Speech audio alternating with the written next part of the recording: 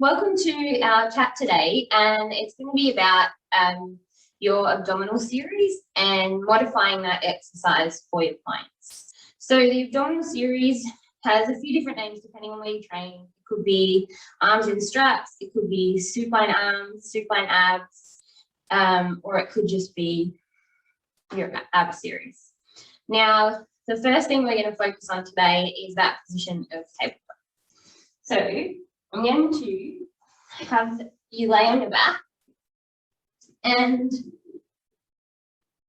what you might find with your clients is that for some of them, bringing their legs to tabletop and purely holding their legs in tabletop could be really challenging for them. Now, there can be a number of reasons why that might be challenging for someone. And the main things that I see and the main kind of injuries that you might come across and how you can modify them is what we'll be going over. So one of the main things I find is some people just don't have that endurance to hold their legs in that position. And that could be for a number of reasons. They might have had past abdominal surgeries, they might have been postnatal, they might just have not exercised those muscles for quite a while.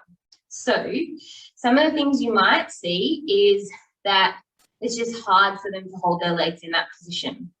They can't hold their legs there for very long. Or you may notice that they start to arch through their back a little bit. So when they bring their legs to tabletop, you might notice when they bring their second leg, they arch through their back. Now, when we talk about this arching position, I know that people don't like to talk about neutral spine very much anymore, but if the intention for this exercise is for you to get them to use their abdominals, then if they're coming into extension, they're going to be holding themselves up in that position using their back muscles and just mainly their hip flexors. So to work on their abdominals a bit more, we need to try to get them to come a little flatter through their lower back and then bring their legs to tabletop. So that's one of the things that you might notice when you're getting your clients to come into tabletop, that they're extending. So some ways around that and some modifications you can make. The first one, and I'm going to pop the foot bar down. The first one would be trying to help them by taking them into a little bit more of a posterior tilt and a flat back, because then they're going to have further to kind of come out of it and they'll use their abdominals a bit more. So you could take them into that posterior tilt and a flat back, bring one leg to tabletop, and then see if they can bring the other leg and hold that position. Now, you might just work on this exercise with them and then get them to bring their legs down. So it could purely be focusing on bringing their legs to tabletop and then coming back down. So that's one thing you could look at. The other thing to make it easier is that position of the leg there. Having the leg further away puts more leverage through your abdominals, which is why exercises where they add a leg extension or your legs are straight mean they're harder. So one of the changes you can make is to drop that heel down. So the load is closer to their abdominals and to their center, and it makes it a bit easier. So bringing their legs to tabletop, they can have their heels nice and close to their butt. And you can let them hold their legs with their heels at their butt for the whole series, and then coming back. And then another one that you could do in combination with the last one or separately would be bringing their knee in a bit closer to their chest. So again, there's less leverage so that it's a bit easier to pull and hold their legs there. As we see, my spine is a little bit more rounded, so they're going to find it easier to hold that position. And you could have their heels to their butt as well. So that could be just one, that's kind of using all of the examples in one really, but you could use one of them or all of them together or a combination. Now, if you found that your clients were still really struggling with that, the other thing you could try would just be to have them with one leg in tabletop and then lowering and then the other leg in tabletop.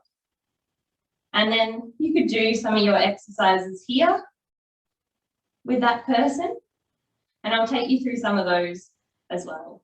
So having one leg in tabletop is a lot easier than having both legs in tabletop. Some people that have lower back pain, they will also notice a little bit of discomfort if they're starting to extend, because they might just be overusing their back muscles and it's something that their body's not used to. So those strategies can be helpful for them as well. The other thing that you might notice that would help someone that's extending their back or feeling uncomfortable in their back when they're doing that exercise is by lifting the headrest up. So lifting the headrest up will basically help your clients to come into a little bit more flexion through their upper back. So someone that's a bit stiffer in their upper back and tends to extend more and hinge through their ribs a little bit more, that might help them if they're feeling uncomfortable in that exercise. So you could try the headrest up, and you could also put another pillow on top for them to hold that position and feel like they're a bit more comfortable there.